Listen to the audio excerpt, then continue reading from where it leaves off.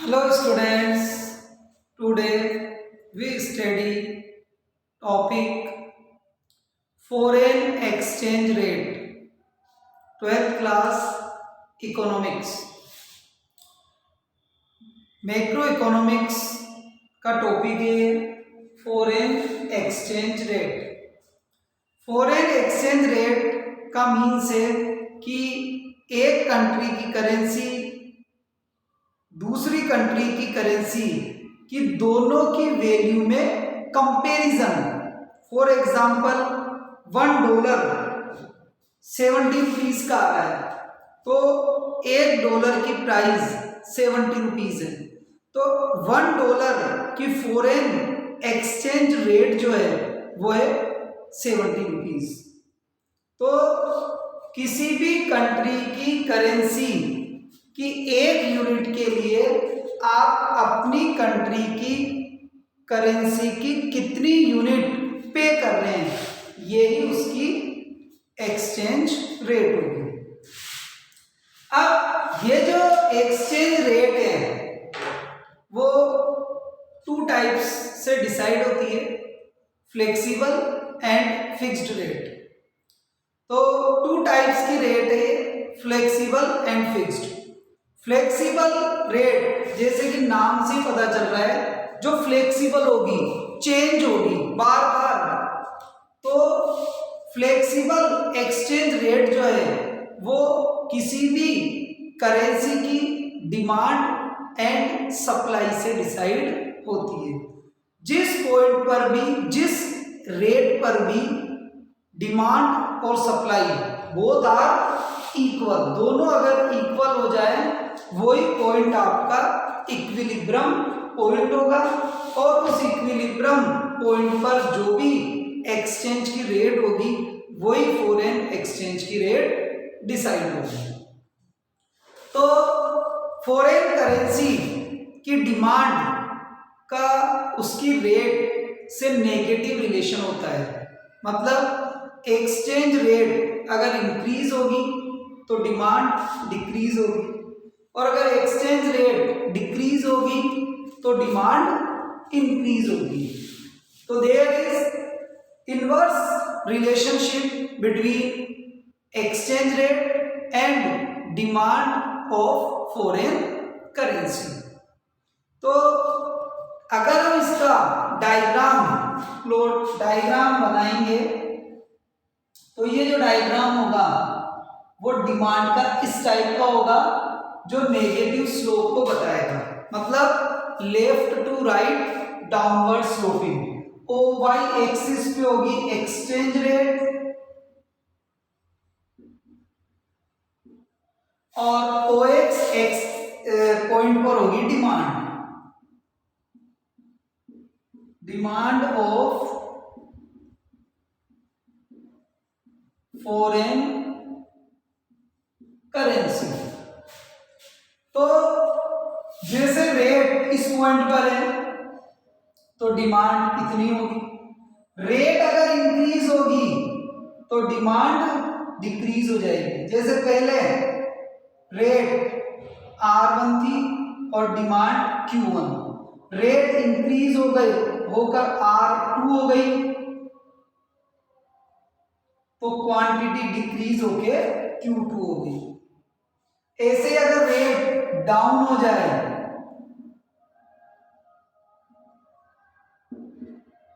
तो quantity increase होगी।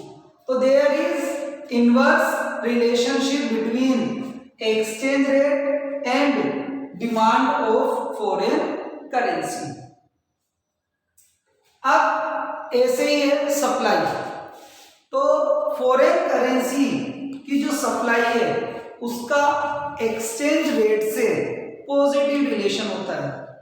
मतलब एक्सचेंज रेट इंक्रीज होगी तो सप्लाई भी इंक्रीज होगी, और अगर एक्सचेंज रेट डिक्रीज होगी तो सप्लाई भी डिक्रीज होगी।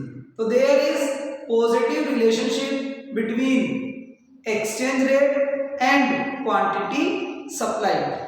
तो इसका जो डायग्राम बनाएंगे उसका जो स्लोप होगा वो पॉजिटिव होगा, left to right upward sloping होगा। देखिए आप,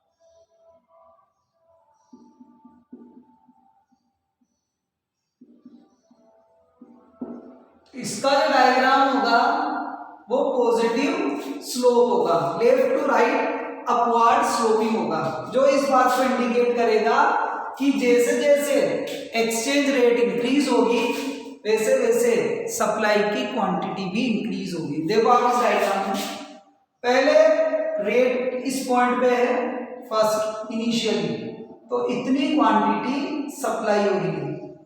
रेट जैसे ही R2 हुई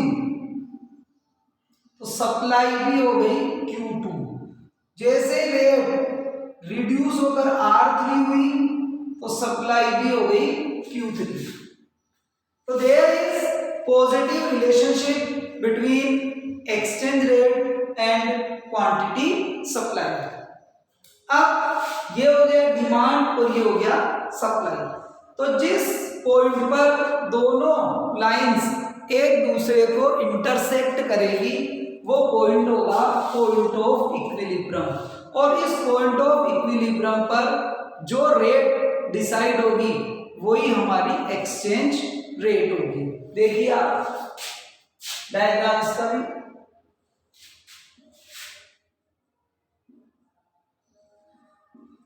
क्वांटिटी और यहां आ गई एक्सचेंज रेट।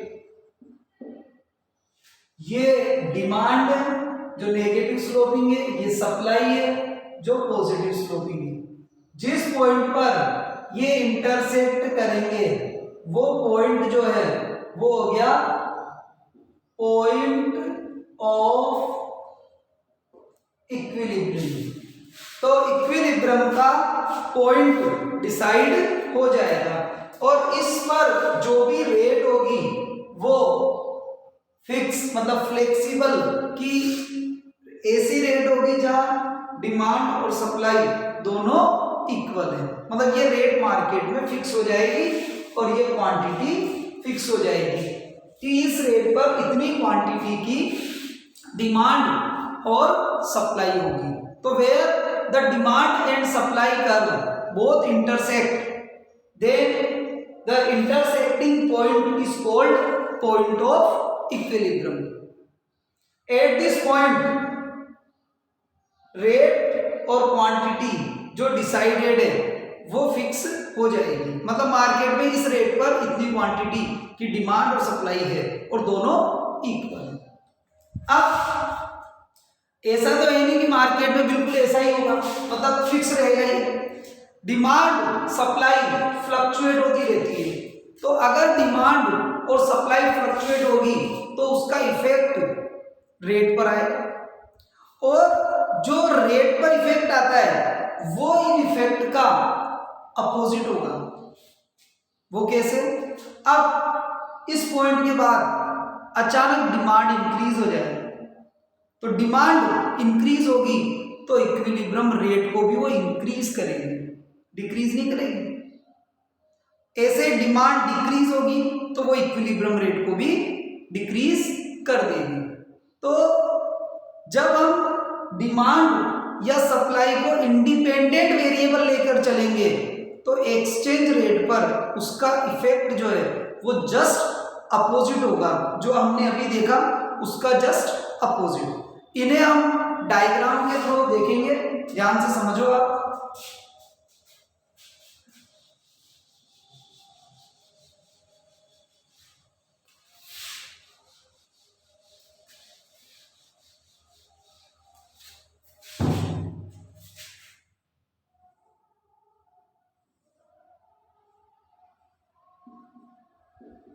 इनिशियली ये डिमांड कर्व है और ये सप्लाई कर्व है, ये इक्विलिब्रियम पॉइंट है और इस पर ये क्वांटिटी और ये रेट डिसाइड हो गए। ठीक है, इधर OI पर एक्सचेंज रेट और यहां है क्वांटिटी। ठीक है, ये इनिशियल स्टेज है। अब डिमांड इंक्रीज हुई, तो जब डिमांड इंक्रीज होगी तो ये जो डिमांड कर्व है वो राइट साइड शिफ्ट हो जाएगा पैरेलली। तो ये राइट साइड शिफ्ट हुआ, जिसको हमने नाम दिया D1 D1। अब इस पॉइंट पर ये इंटरसेक्ट कर रहा है, तो क्वांटिटी भी इंक्रीज हो गई और रेट भी इंक्रीज हो गई। तो when demand increases the equilibrium rate and quantity both are increases and the demand curve shift to right. Demand curve जो है वो राइट साइड शिफ्ट होगा। अब ऐसे ही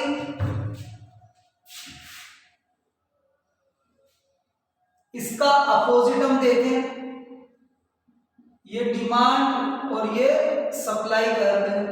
ठीक है, और ये हो गई एक्सचेंज रेट और ये हो गई क्वांटिटी। अब डिमांड किसी भी कारण से डिक्रीज हो जाए, तो डिमांड अगर डिक्रीज होगी तो डिमांड कर्व जो है वो लेफ्ट साइड शिफ्ट हो जाएगा, इधर शिफ्ट हो जाएगा।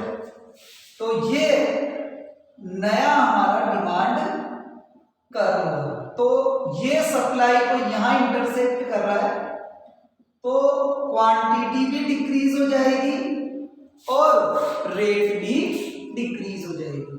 तो when quantity demanded decreases, the demand curve shift to left. In this case equilibrium rate and equilibrium quantity both are decreases. चलिए, ये तो चेंज हमने देखा डिमांड का।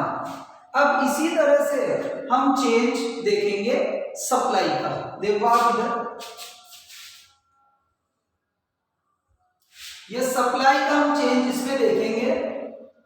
वही इक्विलिब्रियम के लिए हमने डिमांड और सप्लाई, और ये हमारा पॉइंट ऑफ इक्विलिब्रियम, ये रेट और ये क्वांटिटी। अब किसी भी कारण से सप्लाई इंक्रीज हो जाए, तो when the supply increases, supply curve shift to right. तो राइट साइड शिफ्ट होगा, तो ये सप्लाई कर्व ये राइट साइड हमने शिफ्ट किया। ठीक है, तो इक्विलिब्रियम यहां डिसाइड हुआ, तो क्वांटिटी तो इंक्रीज हो जाएगी क्योंकि सप्लाई की क्वांटिटी इंक्रीज हो रही है, बट ये रेट को डिक्रीज कर देगी। तो where supply increases the exchange rate decreases. देखो आप इस डायग्राम में, ऐसे ही सप्लाई अगर डिक्रीज हो जाए तो वो सिचुएशन भी आप देखो। तो ये डिमांड और ये सप्लाई, इक्विलिब्रियम यहां डिसाइड हुआ। सप्लाई डिक्रीज होगी तो सप्लाई का जो कर्व है वो लेफ्ट साइड शिफ्ट हो जाएगा। ये लेफ्ट साइड आ गया हमारा सप्लाई कर्व। तो इक्विलिब्रियम यहां डिसाइड हुआ, तो रेट इंक्रीज हो गई, रेट क्या हो गई, इंक्रीज हो गई, बट क्वांटिटी डिक्रीज हो गई। क्वांटिटी तो डिक्रीज क्यों हुई, क्योंकि सप्लाई कम हो रही है। बट सप्लाई कम है तो मार्केट में डिमांड का प्रेशर आता है, और वो प्रेशर जो है वो रेट को इंक्रीज कर देता है। तो इक्विलिब्रियम की रेट्स जो है वो डिमांड और सप्लाई में चेंज की वजह से वो भी चेंज होती रहती है। तो ये टॉपिक जो हम अभी देख रहे थे वो तो था फ्लेक्सिबल एक्सचेंज रेट, जिसमें रेट जो है वो फ्लेक्सिबल थी, इंक्रीज या डिक्रीज हो रही थी। अब नेक्स्ट पॉइंट हम देखेंगे फिक्स्ड एक्सचेंज रेट। तो फिक्स्ड एक्सचेंज रेट में एक्सचेंज की रेट जो होगी वो फिक्स हो जाएगी। अब वो जो रेट होगी वो ऐसी रेट होगी जो हमारी इस इक्विलिब्रियम वाली रेट, इक्विलिब्रियम का मतलब जहां डिमांड और सप्लाई इक्वल होते हैं वो होती है इक्विलिब्रियम वाली रेट। तो उससे ज्यादा भी डिसाइड हो सकती है और उससे कम भी डिसाइड हो सकती है। नॉर्मली इस तरह की जो रेट्स है कि जो इक्विलिब्रियम से ज्यादा या कम डिसाइड हो वो गवर्नमेंट करती है। गवर्नमेंट अपने सोर्सेस का यूज लेते हुए और उन्हें कंट्रोल करते हुए एक्सचेंज रेट को इक्विलिब्रियम से कम या ज्यादा पर भी डिसाइड कर सकती है। तो इसको अभी हम डायग्राम के थ्रू अभी देखेंगे, ध्यान से समझिएगा।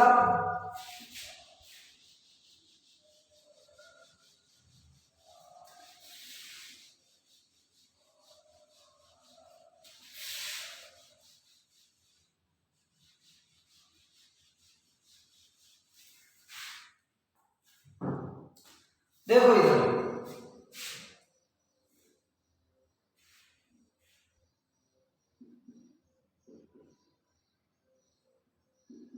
Quantity exchange rate, demand supply, ये इक्विलिब्रियम पॉइंट है, ठीक है। अब इस इक्विलिब्रियम पर ये रेट और ये है क्वांटिटी। अब गवर्नमेंट इस रेट से हायर भी डिसाइड कर सकती है और लोअर भी डिसाइड कर सकती है। अब जैसे गवर्नमेंट ने इस रेट से हायर डिसाइड किया, ये अब डिसाइड तो कर दिया गवर्नमेंट ने, लेकिन जैसे हायर डिसाइड हुआ तो आप देखो सप्लाई तो ज्यादा है और डिमांड कम है। अब सप्लाई ज्यादा है, डिमांड कम है, तो होगा क्या कि सप्लाई करने वाले तो बहुत लोग आ गए, डिमांड है ही नहीं, लेने वाले आ ही नहीं रहे, तो ये रेट वापस से यहाँ आ जाएगी। अगर ये रेट वापस से यहाँ आ गई तो जो गवर्नमेंट ने जो प्लानिंग करी वो तो फेल हो गई। गवर्नमेंट को चूंकि अपनी प्लानिंग को एक्यूरेट रखना है, वो इसी में डिसाइड करेगी, तो फिर इस बीच का जो गैप है उसको गवर्नमेंट को मीट आउट करना पड़ेगा। अब गवर्नमेंट इस गैप को कैसे मीट आउट करेगी कि जितना गैप है, मतलब जो डिमांड सप्लाई से जितनी कम है उतनी डिमांड गवर्नमेंट खुद जनरेट कर लेगी, मतलब मार्केट से खुद उतना पोर्शन बाय कर लेगी, जिससे कि डिमांड और सप्लाई दोनों इक्वल आ जाए, क्योंकि इक्वल तो होगी। तो उस बीच का जो गैप है, ये वाला गैप, इस गैप को गवर्नमेंट इलिमिनेट कर देती है। अगर गवर्नमेंट इलिमिनेट नहीं करे तो फिर ये रेट वापस ही आ जाए। समझ रहे हो बात आपकी? अब ऐसे ही गवर्नमेंट अगर चाहे तो इस रेट को कम भी डिसाइड कर सकती है, जो इस डायग्राम में मैं आपको बता रहा हूं। ये रेट और ये क्वांटिटी। अब गवर्नमेंट इस रेट को कम डिसाइड कर दे, मतलब यहां R2। अब आप देखो कि R2 पर सप्लाई तो कम है, डिमांड बहुत ज्यादा है। अब सप्लाई कम है, डिमांड ज्यादा है, तो मार्केट में प्रेशर पड़ेगा डिमांड का और वो रेट को इंक्रीज करके वापस यहाँ पहुंचा देंगे। अगर वापस यहाँ आ गई है रेट, तो वही वाली बात कि गवर्नमेंट की प्लानिंग तो फेल हो गई। गवर्नमेंट को तो यही इसको इक्वल करना है। अब डिमांड और सप्लाई में जो इतना गैप है, डिमांड इतनी ज्यादा है, तो गवर्नमेंट अपने पास जो फॉरेन करेंसी का रिजर्व है उसमें से सप्लाई करेगी और इतनी सप्लाई करेगी कि ये गैप जो है वो मीट आउट हो जाए। तो इस तरह से गवर्नमेंट जो रेट डिसाइड करती है फॉरेन एक्सचेंज की, वो इक्विलिब्रियम रेट से कम या ज़्यादा डिसाइड कर सकती है। तो ये तो था फिक्स्ड एक्सचेंज रेट। अब ये तो अपन ने दोनों रेट देख ली कि फिक्स्ड और फ्लेक्सिबल रेट कैसे कैसे हुई। अब ये है कि फॉरेन करेंसी की जो रेट है वो कैसे डिसाइड होती है, कि जैसे 1 रुपीज मतलब $1 की रेट 70 रुपीज है, तो ये कैसे डिसाइड हुई, या किसी भी एक चीज की रेट कैसे डिसाइड हुई। तो इसके लिए हमने अभी देखा जो डिमांड और सप्लाई से तो हो ही रहा था, वो तो अपनी जगह है क्योंकि वो तो फ्लेक्सिबल में आ गई। फिक्स्ड में कैसे हो एक्सचेंज रेट डिसाइड, तो इसके कुछ मेथड्स हैं। फर्स्ट जो मेथड है वो है gold standard system of exchange rate. Fixed के हैं मेथड जो भी हम पढ़ रहे हैं।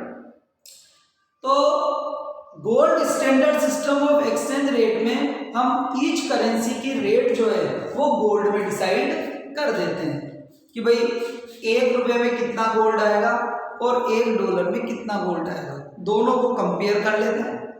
उस अकॉर्डिंग एक्सचेंज की रेट जो है वो डिसाइड हो जाती है। जैसे एग्जांपल है कि 1 पाउंड में 4 ग्राम गोल्ड आ जाता है और $1 में 2 ग्राम गोल्ड आता है, तो 1 पाउंड के लिए आपको कितनी डॉलर देनी पड़ेगी, $2। क्यों, तभी तो 4 ग्राम के इक्वल होंगे। इस तरह से हम गोल्ड में रेट डिसाइड कर लेते हैं। सेकंड है Bretton Woods system of exchange rate, जिसका दूसरा नाम भी है adjustable peg system of exchange rate. तो इसमें क्या होगा कि जो एक्सचेंज रेट है जो भी डिसाइड हुई है उसको थोड़ा बहुत प्लस माइनस कर सकते हैं, और इसी कारण इसका नाम भी क्या रखा है, एडजस्टेबल पे सिस्टम ऑफ एक्सचेंज रेट। इसमें क्या होता है बेसिकली, ये भी है वही गोल्ड सिस्टम बट एक तो इनडायरेक्टली है। वो कैसे कि सभी करेंसी की वैल्यू डिसाइड करते हैं डॉलर में और डॉलर की करते हैं गोल्ड में। तो वैसे देखा जाए तो इनडायरेक्टली सबकी गोल्ड में होगी, ठीक। अब वो जो ये रेट है जो इनडायरेक्टली गोल्ड से हो रही है डिसाइड, उसे थोड़ा सा हम प्लस माइनस कर सकते हैं, लेकिन उसे प्लस माइनस करने के लिए आपको मतलब किसी भी कंट्री को IMF की परमिशन लेनी पड़ेगी। इंटरनेशनल जो मॉनेटरी फंड है वहां से आपको इसकी परमिशन लेनी पड़ेगी। अगर आपको परमिशन मिल जाती है तो आप उस एक्सचेंज रेट को प्लस माइनस कर सकते हैं। तो ये दोनों मेथड जो हैं वो फिक्स्ड के लिए। फ्लेक्सिबल का तुमने देख लिया जो डिमांड और सप्लाई से होता है। अब ये आगे नेक्स्ट पॉइंट, मैनेज्ड फ्लोटिंग। तो गवर्नमेंट जो है वो इस एक्सचेंज रेट को मैनेज करके चलती है कि कहीं डिमांड और सप्लाई के चक्कर में एक्सचेंज रेट बहुत ज़्यादा तो नहीं हो जाए या बहुत कम नहीं हो जाए। तो अगर बहुत ज़्यादा होने लगती है तो गवर्नमेंट उसको कंट्रोल करने के लिए अपने पास से सप्लाई कर देती है एक्सचेंज की, जिससे कि रेट कंट्रोल हो जाए। और अगर जरूरत से ज़्यादा डाउन होने लग जाती है तो गवर्नमेंट एक्सचेंज मतलब फॉरेन करेंसी को परचेज करना स्टार्ट कर देती है, डिमांड जनरेट करना स्टार्ट कर देती है, जिससे कि रेट जो है वो ज़्यादा नीचे नहीं है। तो इस तरह से रेट को ज़्यादा ऊपर जाने से या नीचे जाने से रोकने के लिए जो गवर्नमेंट वर्किंग करती है, मतलब अपने पास से करेंसी इशू कर देती है या परचेज कर लेती है, इसी को हम बोलते हैं मैनेज्ड फ्लोटिंग।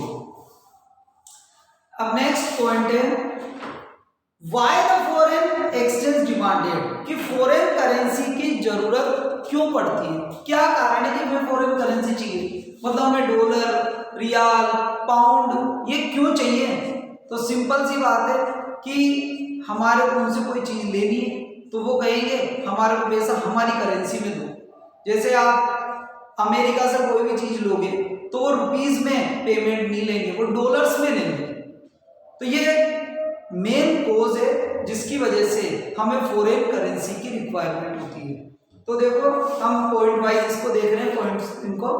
फर्स्ट है रीपेमेंट ऑफ इंटरनेशनल लोन। आपने लोन लिया पहले डॉलर्स में, अब उसका रीपेमेंट भी किस में करोगे? डॉलर्स में करोगे।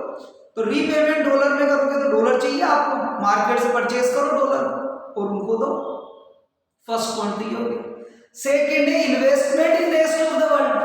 आप अपनी कंट्री के बाहर कहीं पैसा इन्वेस्ट करना चाहते हो, जैसे आप अमेरिका में पैसा इन्वेस्ट करना चाहते हो, तो अमेरिका में इंफ्रास्ट्रक्चर डेवलप करने के लिए आपको वहीं की करेंसी चाहिए, क्योंकि वहां आपको पेमेंट वहीं की करेंसी में करना पड़ेगा। Third, import. आपको अमेरिका से कोई भी चीज इंपोर्ट करनी है तो पैसा वो अपनी करेंसी में लेंगे आपसे, रुपीज में नहीं लेंगे, डॉलर्स में लेंगे। डॉलर्स आपको जो मनी मार्केट है, फॉरेन एक्सचेंज का मार्केट है, वहां से आपको परचेज करनी होगी। और direct purchase abroad. Direct purchase from abroad का मतलब ये है कि जैसे हमारे यहाँ के लोग फॉरेन घूमने चले जाते हैं, अब वो वहां कोई चीज पसंद आई, उन्होंने परचेज कर ली, ये डायरेक्ट परचेज। अब वो लोग रुपीज में पेमेंट नहीं लेंगे, वो लोग पेमेंट किस में लेंगे? अपनी करेंसी में।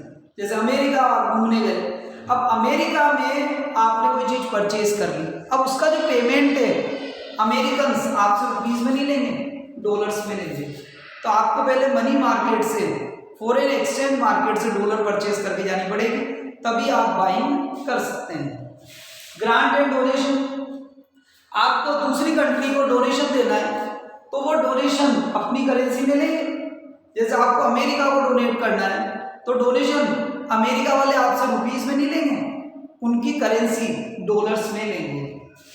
ऐसे ही payment of income, next point जो है, तो इनकम का मतलब फैक्टर्स को जो पेमेंट करते हैं प्रोडक्शन के लिए।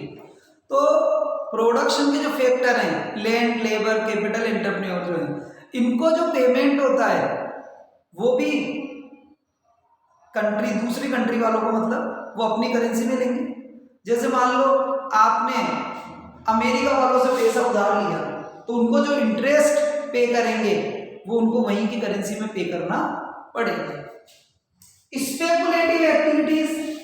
स्पेकुलेटिव एक्टिविटीज आप करते हैं कि फॉरेन करेंसी को बाइंग सेलिंग करके प्रॉफिट लेना चाहते हैं, तो उसके लिए भी आपको फॉरेन करेंसी की जरूरत पड़ेगी। स्पेकुलेशन होता है सट्टेबाजी, जिसमें आदमी डिमांड सप्लाई के रेट के डिफरेंस से जो भी प्रॉफिट अर्न करता है।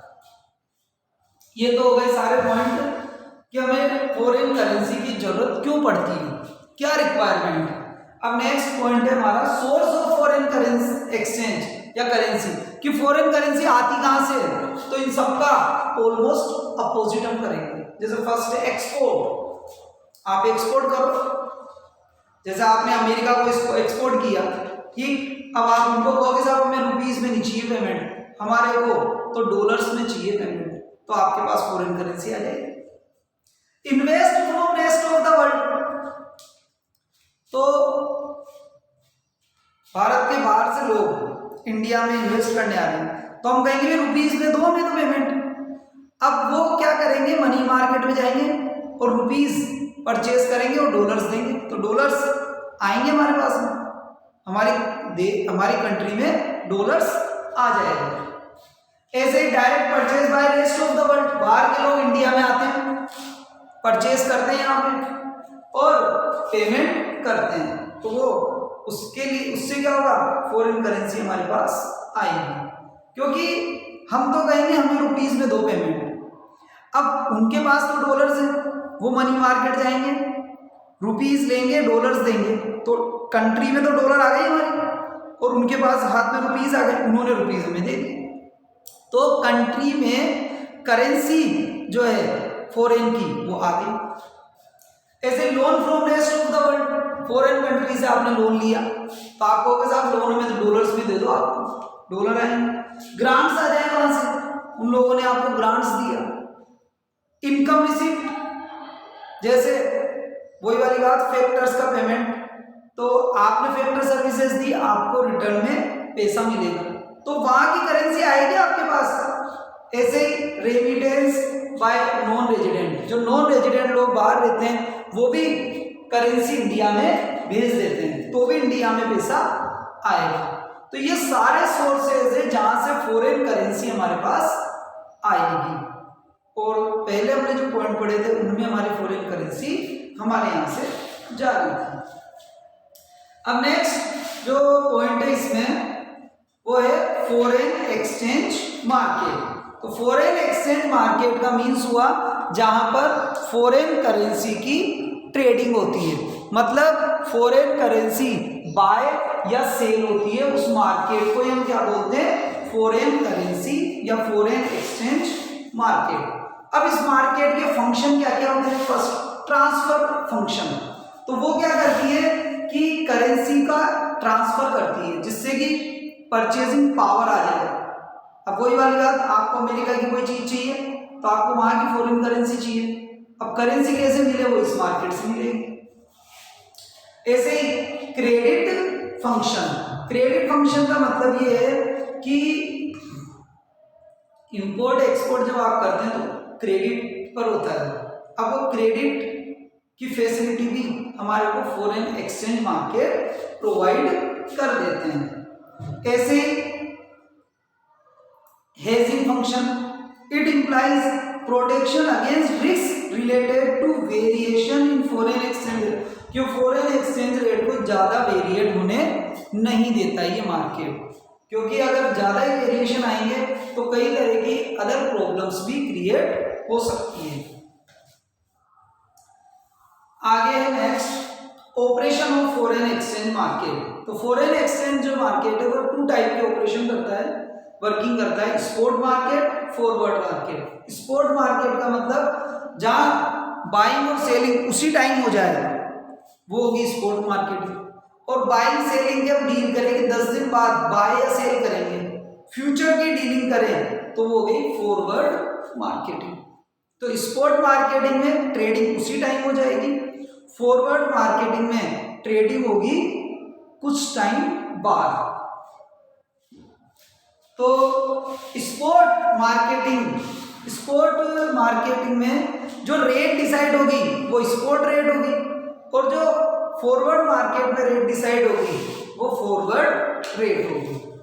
इस तरह से यह आपका जो टॉपिक था फॉरेन एक्सचेंज रेट कंप्लीट हुआ।